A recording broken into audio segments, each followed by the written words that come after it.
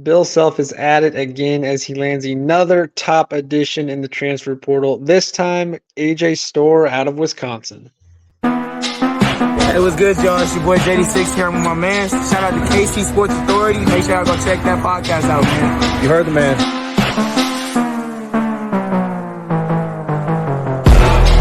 Keegan Russell here with KC Sports Authority podcast with another move coming along the way for Kansas Jayhawks as Bill Self picks up the guard wing transfer Aj Storr out of Wisconsin. Talk a little bit about who he is, what fans can expect, maybe what his game reminds you of, and where this kind of leaves things. But first, remember you can find the podcast over on Spotify. You can listen to us there on the go. Make sure you leave us a review, like the podcast over there, give us a follow. And if you're watching over here on YouTube, make sure you hit that subscribe button. We would greatly appreciate on our way to 500 subscribers. And we're getting close, and each one of you really helps us out tremendously. You guys have no idea how much that helps us. So thank you for those of you who have followed along so far. If you're new to the podcast, go ahead and hit that subscribe button right now while you're watching so you can stay up to date with all the content we continue to bring you. You can also hit us up on all of our social media channels at KCSA Pod. Well, we got the addition of Aj Storr, one of the top-ranked transfer portal targets in this year's class, anywhere from top 3 to top 5, depending on where you look at.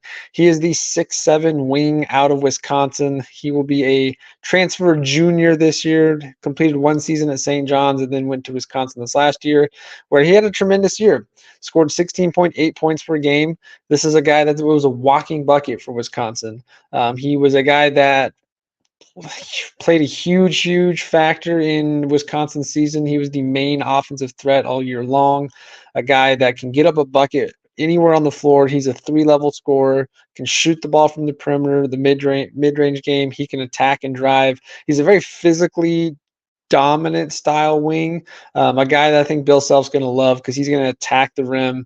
He's going to use that size and physicality at the wing position to go get a bucket. He's also a guy that's going to immediately come in and give you an offensive threat when the shot clock's winding down and maybe the offense is stalled out. He's a guy that can just go and get a bucket.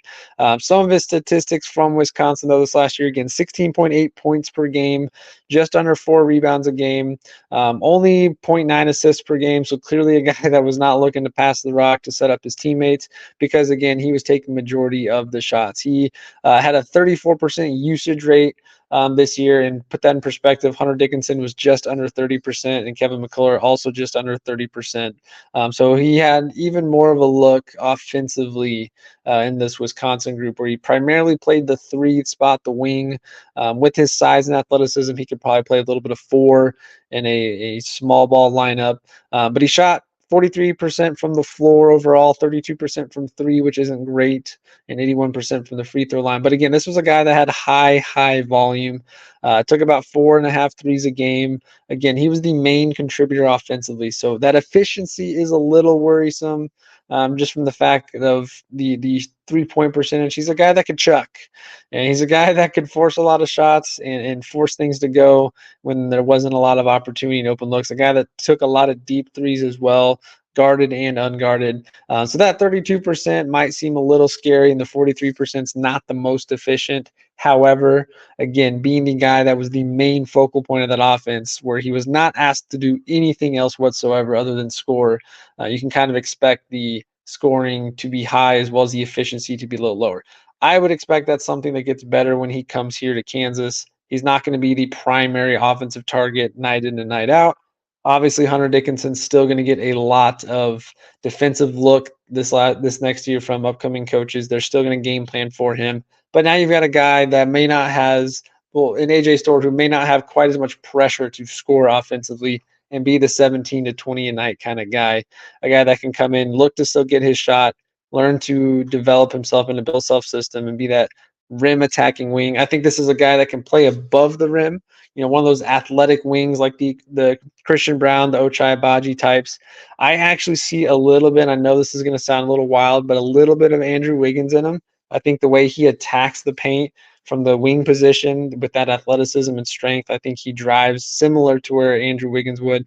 Doesn't have quite as quick a first step that Wiggins did, but he's got a guy that when he drives hard, he lowers his head, he gets in there. He's got a pretty solid jump stop capability, decent step back jumper. So I really like him a lot. I know in our last episode, if you guys checked it out, which went out 15 hours ago by the time you see this one, we talked about Johnny Furphy going pro and how AJ Storr was the guy we were going after. It didn't sound like the three of us were that positive about AJ Storr, and I want to make sure I get this clear here. We like AJ Storr. I think the worry with us was with the other guys that they're going after, with the potential of Johnny Furphy coming back, we'd rather take Furphy back and some of these other guys coming in who are more efficient scores. That being said, I love this move with AJ Storr. He's going to be a guy that I think that efficiency will pick up now that it'll be in a system where he's not the only option on the floor or the main option. He'll have three guys around him that can score, especially with the addition of Zeke Mayo and Riley Kugel on the wing. Who knows if we still get Rylan Griffin this weekend, another capable shooter, spot up shooter that can knock down open jumpers. So I think this is a great move.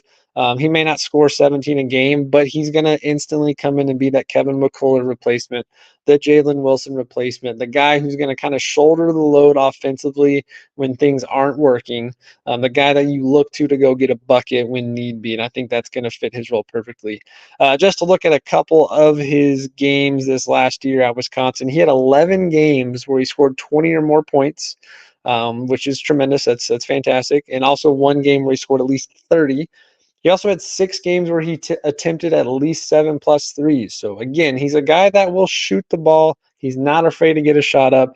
Again, only about 4.3 attempts, which is less than what Zeke Mayo was at and what a guy like Rylan Griffin, who might come in, shoots at. But he also forced a lot of those threes. So again, I think he's going to slide in real nicely here offensively. 2, 3, 4, 3 attempts a night, which would be fantastic. How did he stack up against other competition, though? Illinois, of course, one of the top teams in the country this last year, Sweet 16 style team with a tremendous offense who usually plays good defense. He scored 24 against them, so clearly capable. How about Purdue, one of the top teams in the country? He put up 20 points against them towards the end of the season in the Big Ten tournament. Michigan State, another team that maybe not have had the best season, but a team that's always good defensively. He scored 22 and 28 against them. So a guy that can clearly score against good teams. He also had a few games, though, against like an Arizona and a Virginia where he struggled to score. And then, of course, in the tournament there only scored 13 against James Madison. So the efficiency is the concern there. Kind of reminds you similar to what Caleb Love was like last year in the transfer portal, a guy that could easily go get you 20, 25 a night, but could also give you the 5 for 20 kind of shooting performance. Again, I don't think Storr is going to be shooting quite as many shots here or taking quite as many looks here, considering the roster he'll have around them. I think he's also going to be a little bit better defensively here as well, now that he'll be able to showcase his athleticism in a lineup that is going to ask him to do more than just score. I think in Wisconsin, it was all about, hey, go get us a bucket, go score the ball. We'll figure out the rest with the guys around him. He played alongside 2 bigs at Wisconsin, so he didn't really see a lot of time at the 4, but I think he's physically capable of playing the 4. Better size, better athleticism and strength than what Svi had when he was playing that small ball 4, and same with LeGerald Vick. But I think we'll see a lot of action this year where KU runs the 4 in, the 4 out, 1 in. We talked about this on the episode yesterday too. But a guy who's certainly capable of playing that position if need be, just didn't get a lot of time there. But I think he instantly slides in as that Kevin McCullough replacement, the Jalen Wilson replacement from the year before, the Ochai replacement from the year before that. So another strong, dominant guard wing position I think Bill Self's going to love. Just want to see that efficiency start to tick up, of course, but certainly capable of being a high-powered, highly capable offensive threat for KU this year at a position that we still need. I know we've got the additions of Kugel and Zeke Mayo, but we still needed that solid, big-sized, athletic wing, especially if Furphy does not come back. You still needed a guy like AJ Storr, regardless of if Furphy came back anyway. So landing him now is fantastic.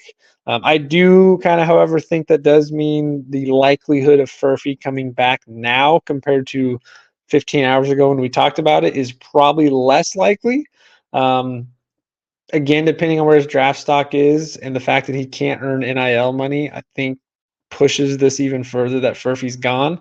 But there's still a scenario where Furphy could come back, and I still think that's capable because if he did, now you run up a lineup of Dwan Harris, Zeke Mayo, AJ Storr, Johnny Furphy at the 4.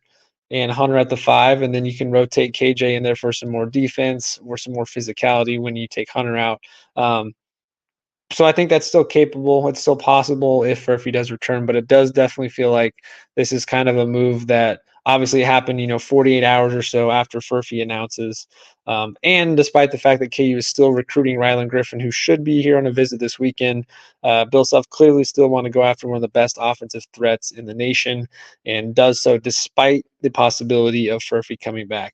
So if Furphy does come back, hey, that's a great problem to have. Who doesn't want to have multiple scoring threats, multiple capable shooters on the floor at all times?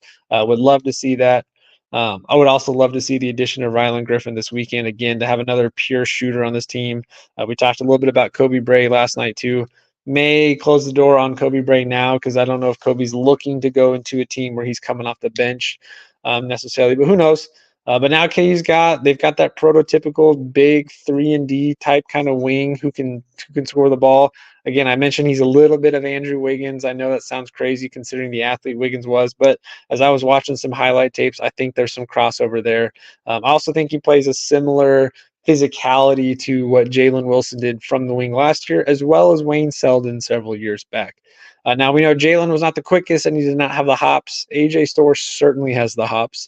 The man can get up. He's going to be a lob threat every time down the court, which is what you want to see with an athletic wing that's at 6'7" position. And we saw Furphy get a lot of that look last year too. So again, this is going to be a fantastic move. I know early on we weren't that pleased with it myself, JB and Spencer. That was more so because we were talking in comparison. Would we rather have Furphy back or Storr?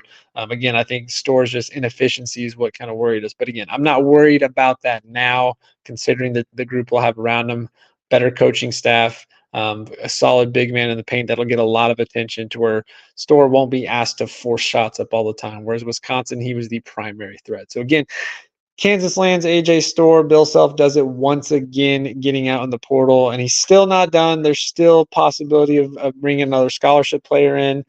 Still some question marks. Does LeBaron Philon open up his letter of intent and go elsewhere to get a scholarship back? Does Marco transfer anywhere? Does Zach Clemens go? So there's still plenty that could happen, and I'm sure we'll see more by the time this post. Who knows? We might get something else break with Rylan Griffin. We'll try and get to that as soon as we can, but thanks for joining us on this one. I'll wrap it up there. Again, you can find our podcast over on Spotify. You can also check us out right here on YouTube. Just hit that like and subscribe button below so all of the other Jayhawk fans out there can find our podcast. We're having a lot of fun growing, and it's so great to talk with Jayhawk fans like yourself. So make sure you guys leave us your thoughts in the comment section as well.